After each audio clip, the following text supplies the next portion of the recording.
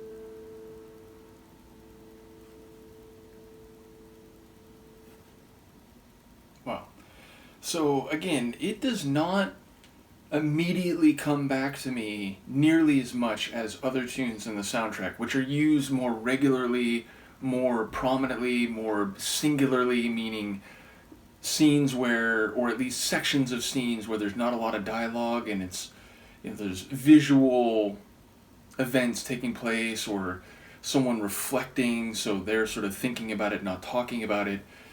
But it's still, there's a couple moments there where I can remember just brief experiences with this piece during the show. But it's definitely a lesser used piece, which is a shame because I think it is really a sweet and tender piece. And it very much hits on that idea of a retrospective, of thinking emotionally about events gone, whether a few years back or many years ago.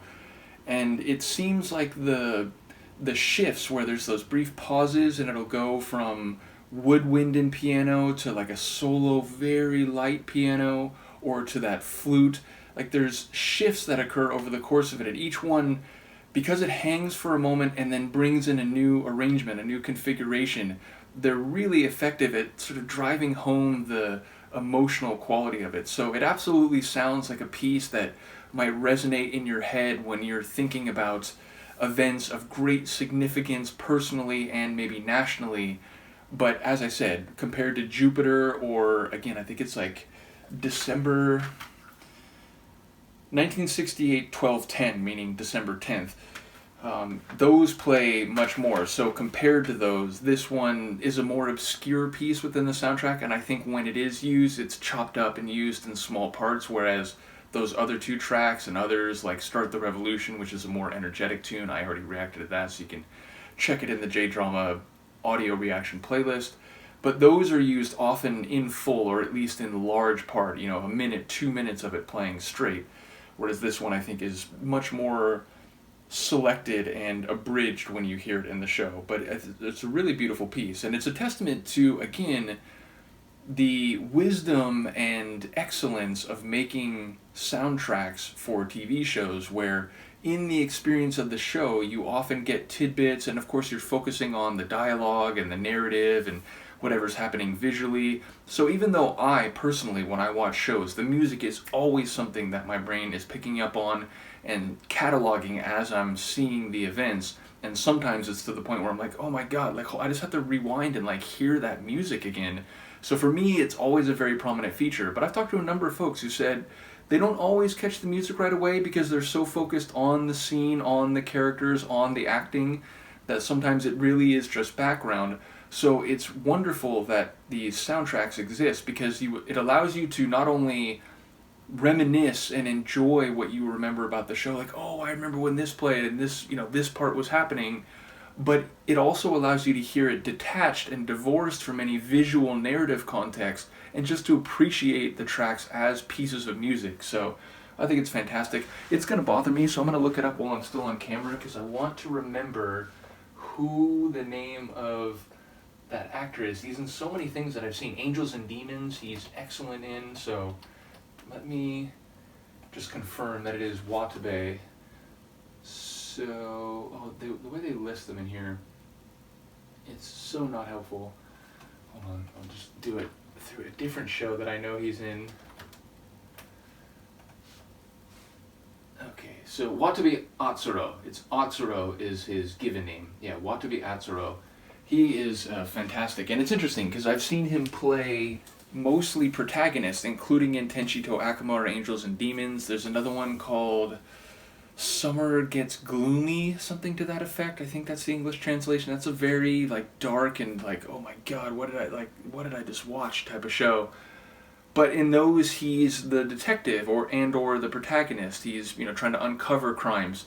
In this one, he plays an antagonist, and he is a politician, and he has connections to the police, but he is anything but ethical or moral. So it's always interesting to see good actors play parts across the spectrum, across the moral spectrum, both protagonists and villains, in some cases somewhere in between, like an anti-hero and so on.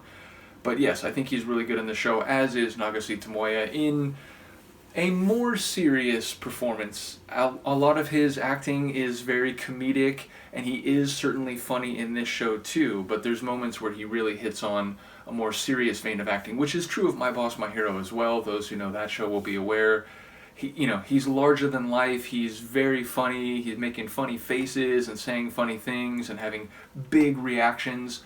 And then there's times where he's weeping and it's like, oh my god, like, I can't believe I'm like weeping at this guy's acting when 2 minutes ago he was making me fall out of my chair from laughing. So shout out to all three people. Gorky Ayame, excellent in this one as well. I think I've always seen her as a protagonist. I think, it seems by and large she plays people on the good side of the moral equation. But either way, I very much enjoyed the show. For those who haven't seen it, I recommend checking it out. Certainly, as I said, I'm going to try to remember to post the link to the collection of watch-alongs on my Patreon, so you can go through it that way if you want to watch it with me. Let me know what you think. I will see you next time. Peace.